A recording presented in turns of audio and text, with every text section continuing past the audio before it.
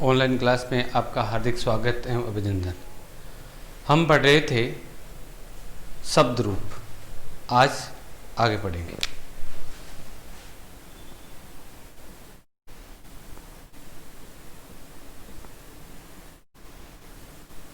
इससे पहले की कक्षा में हमने अकारांत पुल्लिंग राम शब्द के रूप पढ़े थे। आज पढ़ेंगे अकारांत नपुंसकलिंग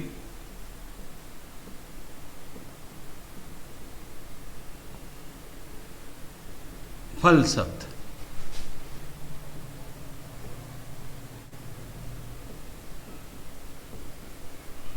ये जो शब्द है फल, वो अकारांत है क्योंकि पीछे ए की ध्वनि आ रही है, और राम भी अकारांत है क्योंकि इसके पीछे भी ऐश्वर्य यानी ए की ध्वनि आ रही है। तो फिर अगर आपको राम के याद है तो फल के रूप राम के हिसाब से क्यों नहीं चल सकते? इसलिए नहीं चल रहे क्योंकि राम तो दोनों का एक ही है, परंतु लिंग कौन सा है? अलग अलग है। राम कौन सा लिंग है? पुल्लिंग। ये कौन सा लिंग है?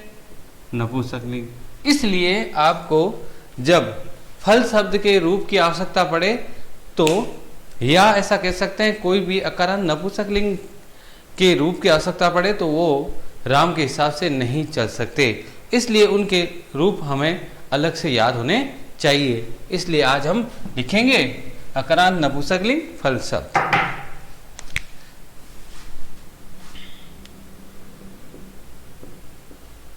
जैसा कि आप जानते हो संस्कृत में वचन कितने होते हैं? वचन 3 होते हैं, एक वचन, द्विवचन और बहुवचन। प्रत्येक रूप या विभक्ति लिखोगे तो उसमें आपको 3 वचनों का प्रयोग करना है, एक वचन, द्विवचन और बहुवचन। और विभक्तियां कुल कितनी होती हैं? 7 होती है। तो प्रथमा विभक्ति, ऐसे यहाँ प्रथमा, द्वितीय, तृतीय ऐसे लिखते हैं। तो प्रथमा विभक्ति एक वचन है फलम, द्विवचन है फले, बहुवचन है फलानी। ये हो गई प्रथमा विभक्ति। अब द्वितीय विभक्ति।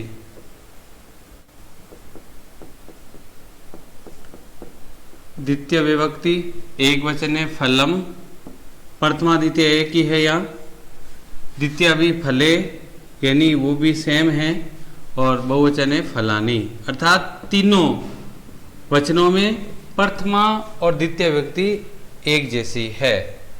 तृतीय विभक्ति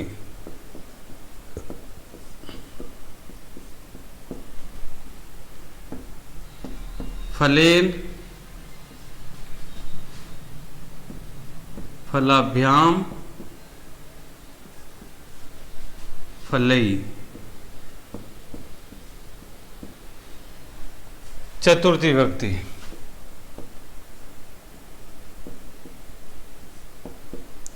फल शब्द नपुंसकलिंग की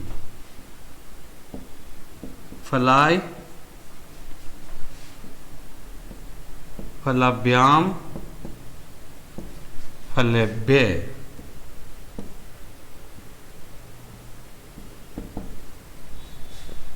पंचमी विभक्ति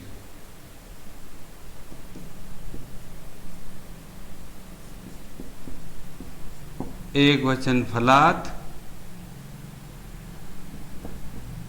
द्विवचन फलाभ्याम और बहुवचन फलेभ्य।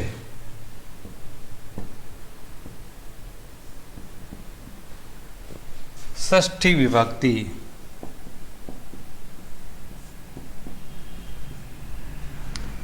फलस्य, द्विवचन फलियो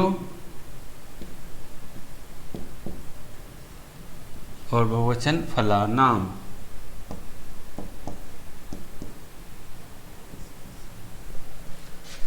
सप्तमी विभक्ति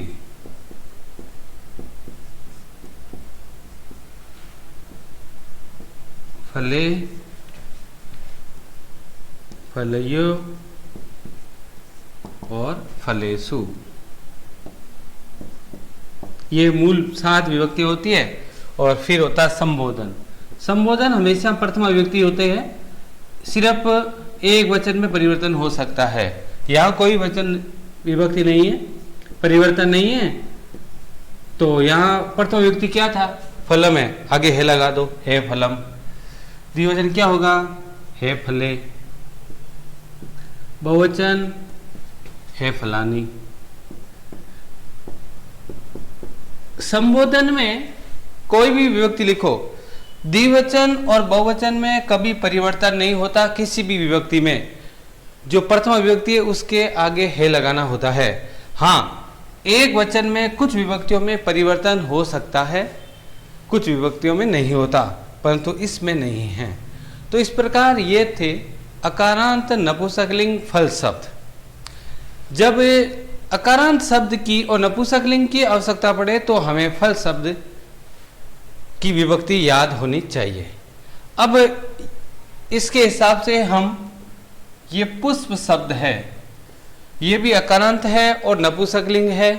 तो अगर आपको फल शब्द के रूप याद है तो आप पुष्प शब्द के रूप लिख सकते हैं। तो आज आपके अभ्यास पुस्तिका में इसको लिखने के बाद अकारांत नपुंसकलिंग यहाँ पुष्प शब्द लिखकर इसको लिखना है।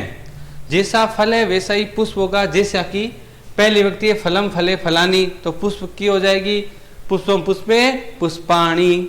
अब देखो यहाँ जो हमने अकारांत पुल्लिंग राम शब्द की विभक्ति लिखी थी उसके नीचे हमने एक धातव्य अर्थात एक नोट लिखा था।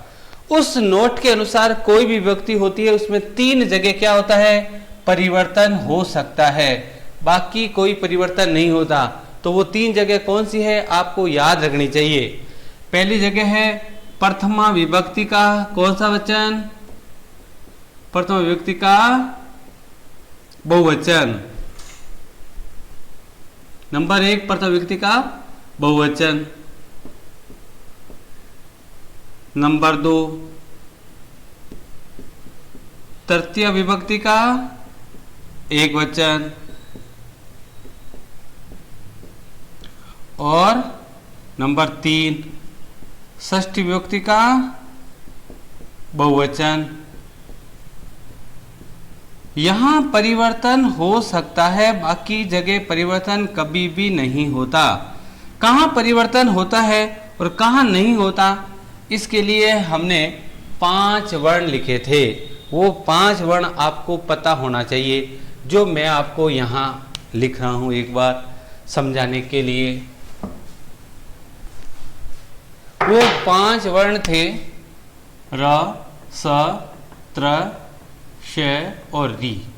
इन 5 वर्णों में से कोई भी वर्ण आधा पूरा आगे पीछे उस शब्द में जिसके आप रूप लिख रहे हो आ जाते हैं तो ये 3 जगह परिवर्तन होता है और ऋण लगता है।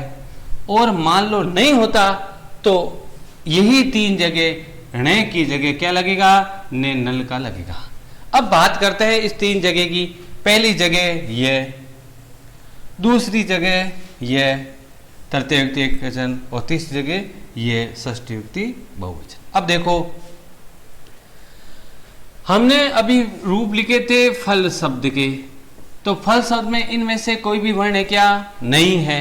इसका मतलब इन तीनों जगह क्या आया था? ये ने नल का आया था। अब आपको गृह कार्य में आज क्या मिला है? पुष्प शब्द मिला है। तो देखो पुष्प में इनमें से कोई है क्या वर्ण? है, यस है और यस है आधा। यानी ये वर्ण कहीं पर भी हो सकता है, आगे पीछे बीच में आधा या पूरा, तो ये परिवर्तन होगा। इसलिए यहाँ ये 3 जगह इस ने की जगह क्या आएगा? ऋण आएगा। तो इसका मतलब है यहाँ प्रथमा विभक्ति बहुवचन का क्या हो जाएगा? यहाँ है फलानी, तो वहां क्या हो जाएगा? पुष्प से पुष्पानी नहीं होगा, पुष्पाणी होगा। क्यों होगा? ने कारणे हो गया, बाकी कोई परिवर्तन नहीं। एक अब तीसरी विभक्ति क्या है? फल की, फल से बना है फलेन, तो पुष्प से क्या बनेगा? ये पुष्प हो गया, तो पुष्पे ने नहीं होगा, पुष्पेण होगा, पुष्पेण। इसी प्रकार षष्ठी विभक्ति बहुवचन में देखो फल से बनता है फला नाम, तो पुष्प से क्या बनेगा? पुष्पा, ने की जगह ऋण आ जाएगा, ये हो गया ऋण, और ये आ की मात्रा और में, तो हो गया पुष्पा हणाम। तो इस प्रकार ये 3 जगह परिवर्तन होता है। बाकी जगह परिवर्तन नहीं होता। तो इस प्रकार हम अकारांत पुल्लिंग शब्द की विभक्तियां या रूप को याद करके हम वाक्य रचना करेंगे। तो आज अकारांत फल शब्द के इस रूप को कॉपी में लिखना है और साथ में गृह कार्य में जो पुष्प शब्द के रूप मिले हैं उसको आपको करना है। आज की कक्षा में बस इतना ही। धन्यवाद।